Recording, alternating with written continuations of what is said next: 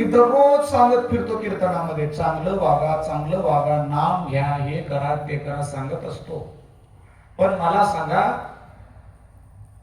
1000 वर्ष जरी असं सांगलं तर किती लोकांवर फरक पडणार आहे?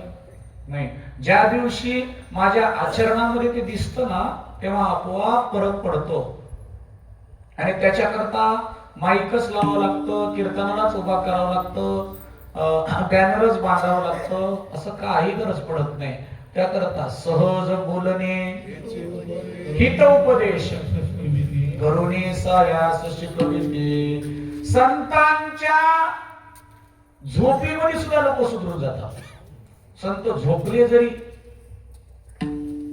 काही काहीच्या झोपीमध्ये बाजूचे पिसून पडून जाते, असे घोरतात. पण संत एखाद्या जागेवर झोपून जरी गेले, ती जागा भाग्यवान होऊन जाते. महाराज, ही संतांची, मला याच्यामधलं पूर्वजीवन सांगायचं आहे. संत म्हटलं की एक प्रतिमा असते असं समजण्याचं कारण नाही बरं. संत म्हणजे प्युअर त्याग असतो, संत म्हणजे तितिक्षा असते, संत म्हणजे खरतळ जीवन असतं. त्या संत जीवनाचं एकत्व जर सांगायचं म्हणलं, आचरणाचं दुसरं स्वरूप म्हणजे संत असतं. आणि त्याच्याकरता संताला शरण जायचं असतं. अभंगाचं पहिलं चरण.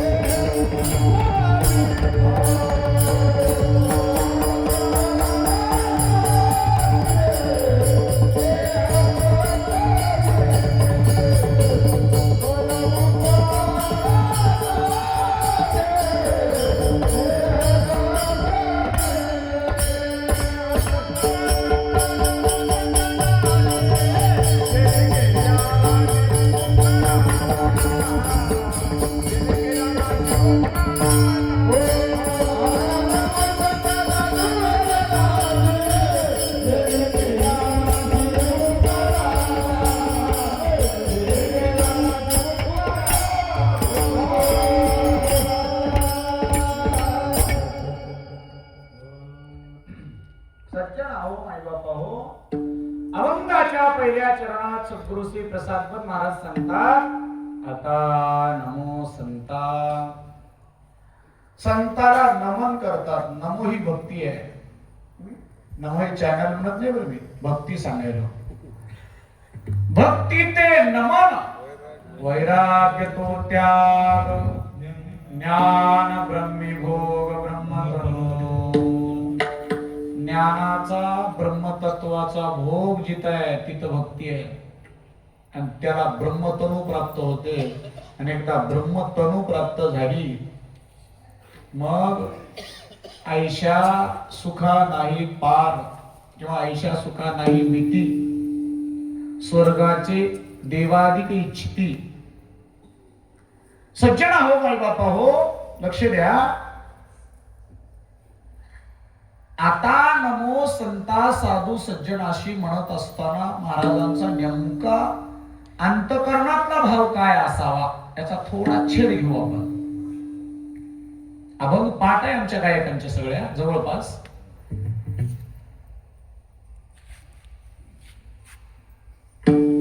आता नमो, हे आता नमो म्हणत असताना आताच का नमो,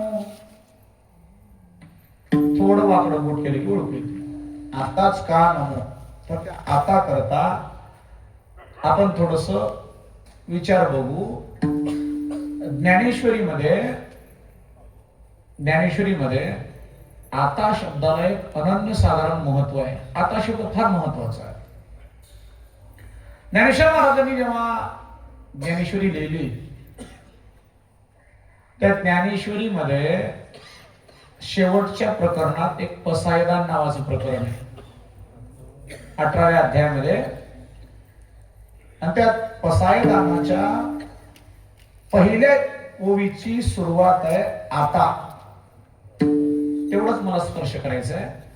तिथं आता ते कोण्या अंगाने वापरतात आणि अजून एका ठिकाणी माऊलींनी असं बऱ्याचदा त्यांनी वापरले. आता हे हृदय आपुले चौफाळुनिया भले, वरी बैसौ पाऊले श्री गुरूंची. आता हे आता शब्द नेमकं काय आहे, तर जेव्हा आता शब्दाकडे पाहिल्यानंतर लक्षात येतं की या आताच्या अगोदरचा काहीतरी विषय असावा. कारण डायरेक्ट आता शब्द येतच नाही, त्या आताच्या काहीतरी अगोदर काही असावं. जेवण झाले, 8:30 वाजले, गायक लोक आले, मृदंगाचार्यांनी स्वरात मृदंग घेतला, सिस्टीम वाल्यांनी सिस्टीम लावली. आता इथून पुढे काय,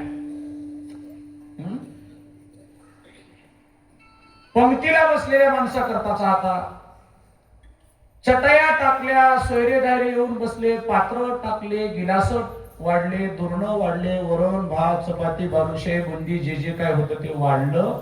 आता तुम्ही काय म्हणाल याचं उत्तर काय द्याल? आता काय करायचं? आता जेवायचं काम आहे, बरोबर. जेव्हा सर्व साधनाचा विचार करून साध्याच्या विचाराकडे जाण्याच्या मधल्या काळाला आता म्हणतात. तुमच्या लक्षात यायला काय बघा बरं.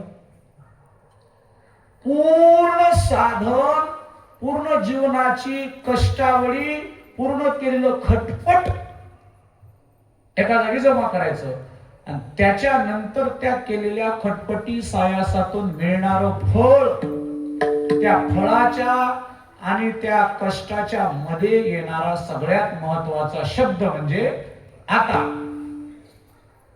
मग संतांना शरण जाण्याकरता आता काय म्हणतो, तर आता असं म्हणतो की बाबा तू माणूस होय अगोदर, माणूस होण्याकरता तुला नरजन्म प्राप्त झालाय.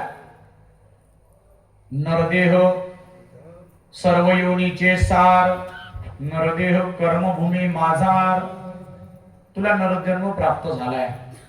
नरजन्म प्राप्त, नुसता नरजन्म प्राप्त झाला नाही, तर चांगल्या भूमीमध्ये, भारत भूमीमध्ये नरदेह प्राप्त झालाय. भरतखंडे नरदेह प्राप्ती, येतो परम भाग्याची संपत्ती. दुसरं भाग्य.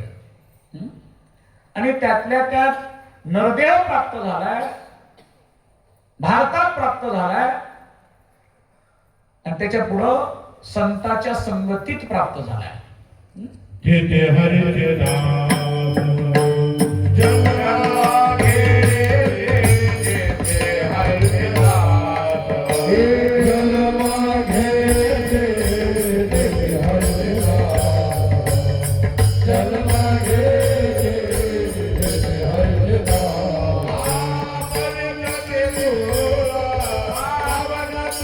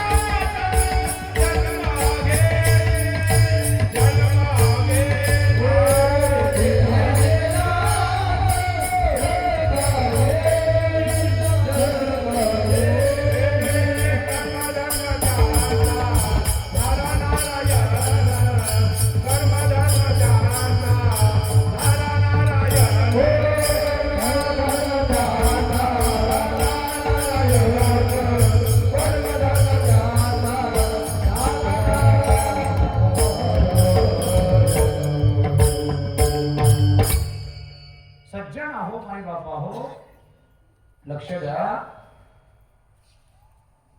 ते देश पवित्र आहे म्हणून आपण या देशात जन्माला आलो, म्हणून भाग्यवान आहोत. आलं का लक्षात?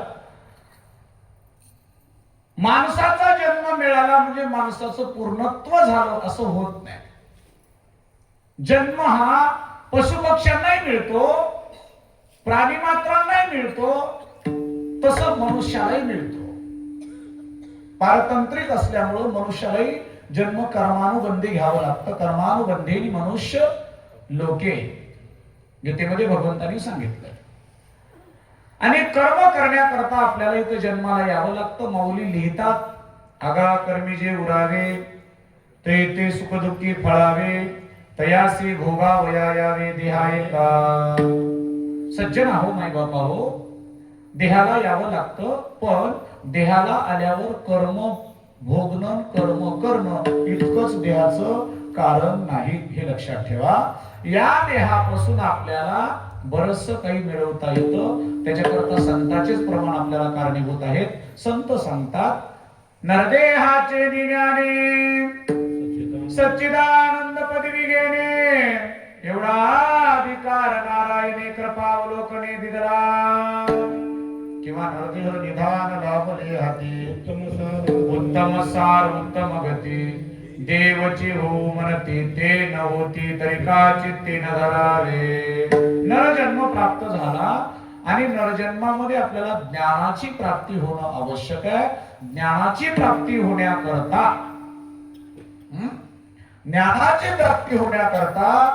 ज्ञान कुठं राहतं ते बघावं लागतं. बरोबर आहे.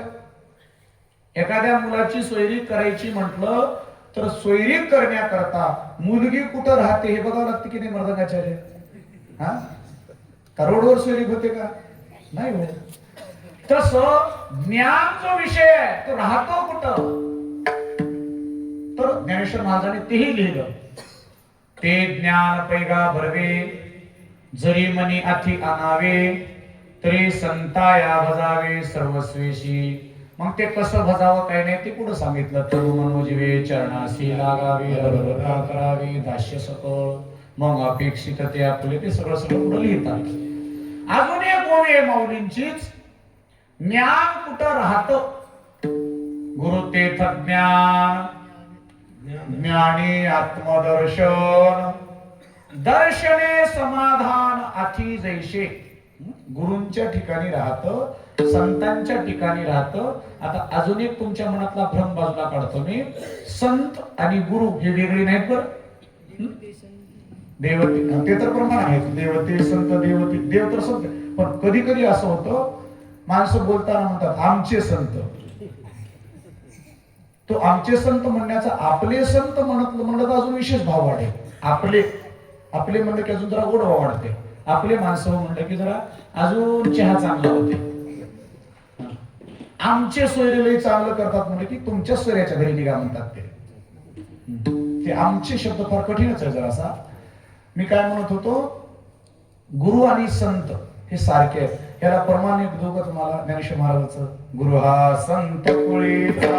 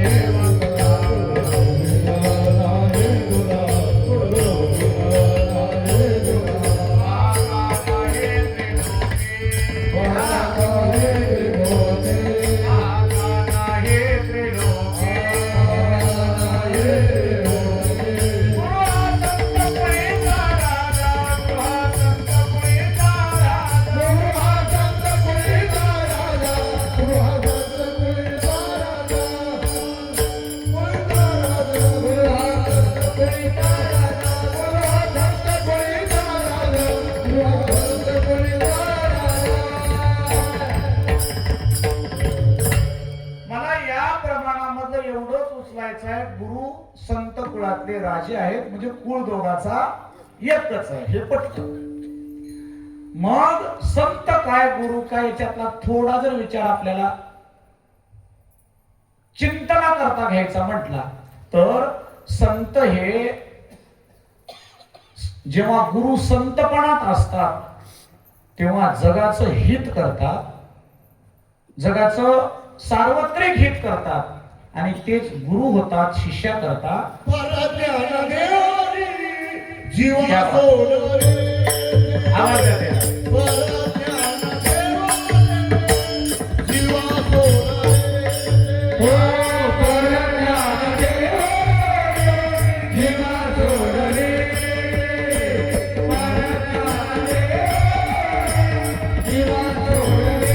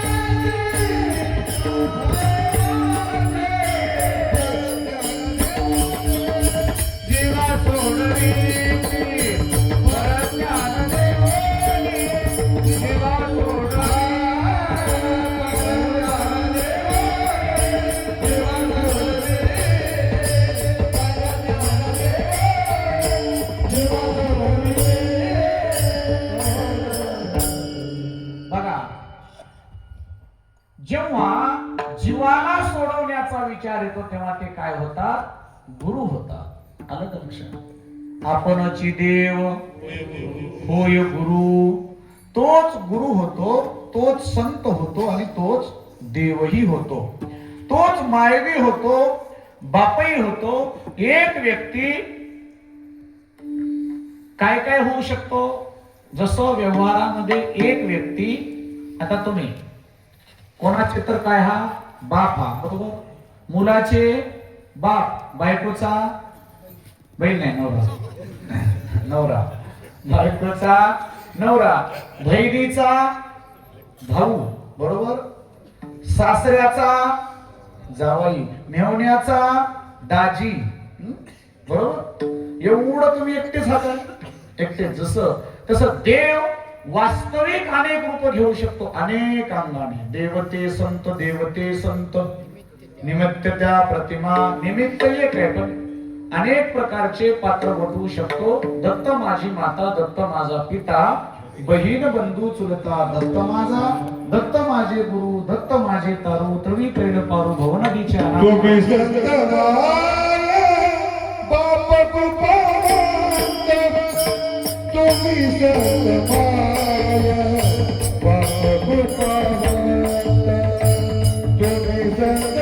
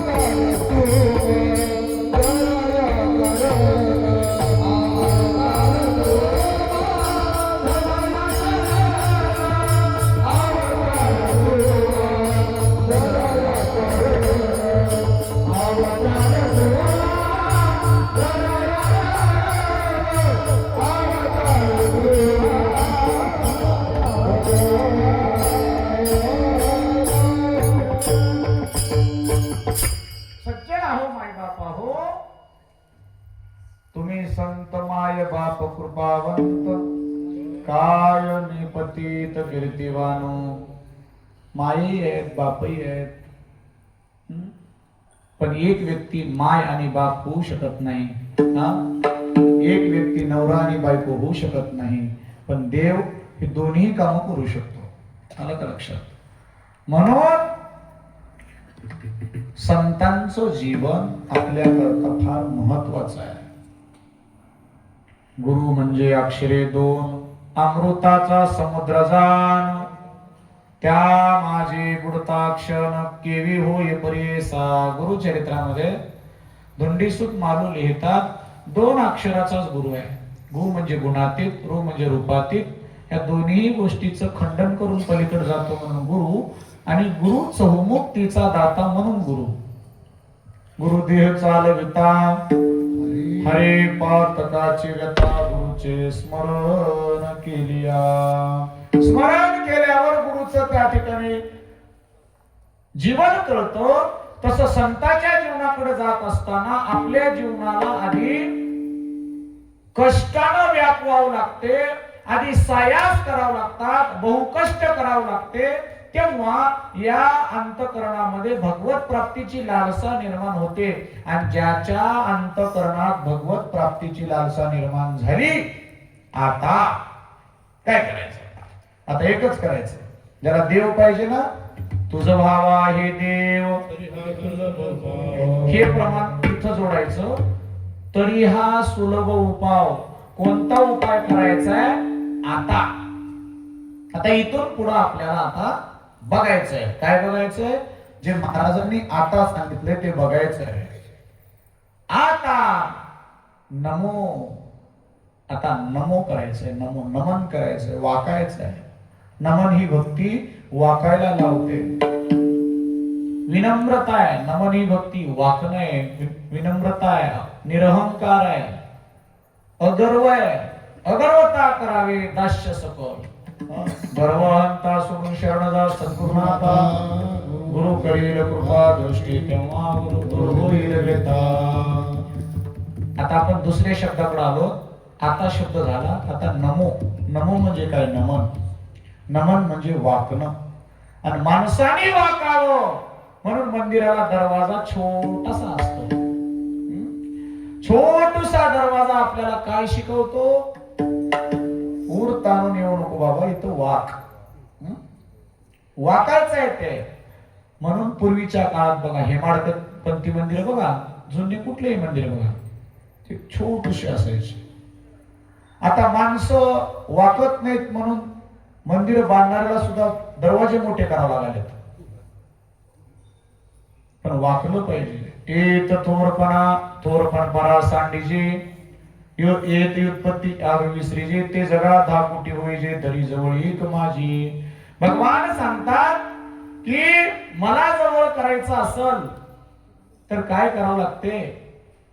नम्र झाला बुता तेरे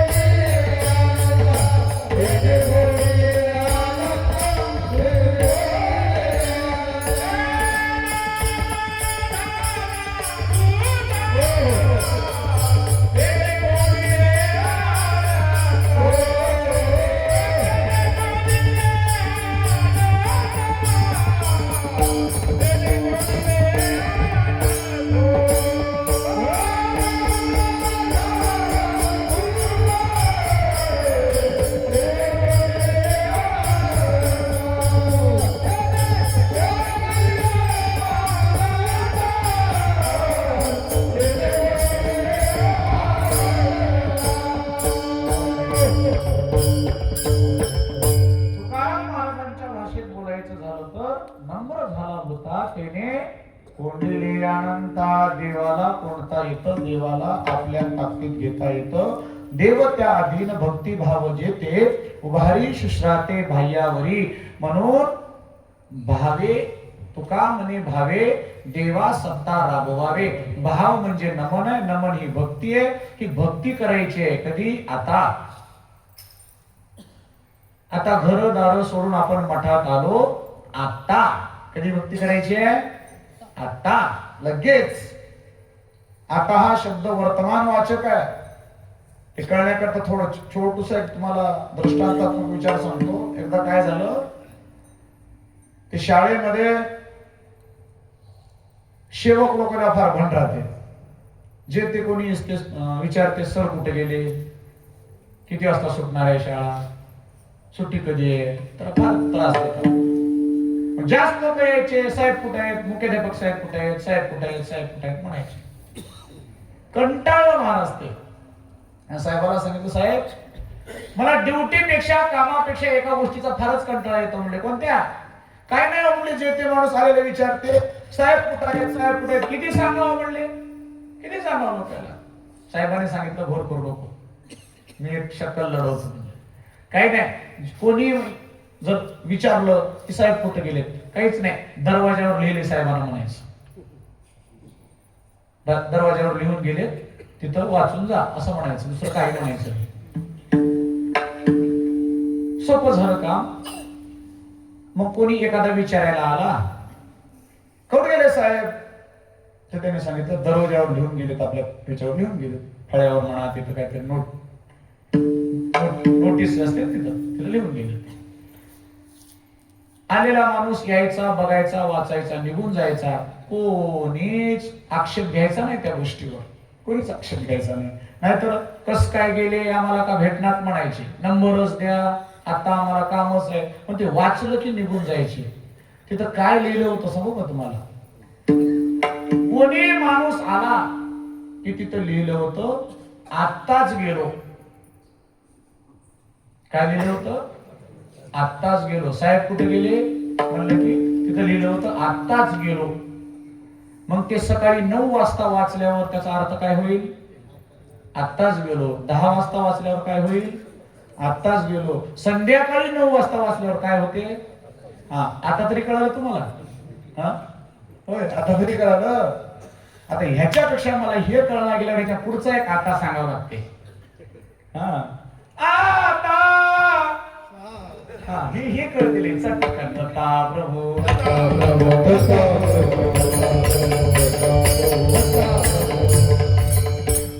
महाराज, आता भक्ती करायला सुरू करा. कधी? जोवर सकळ सिद्ध आहे, हात चालावया पाय, तव तू आपले स्वहित पाये, तीर्थयात्रे जाय चुकू नको. आता नका करू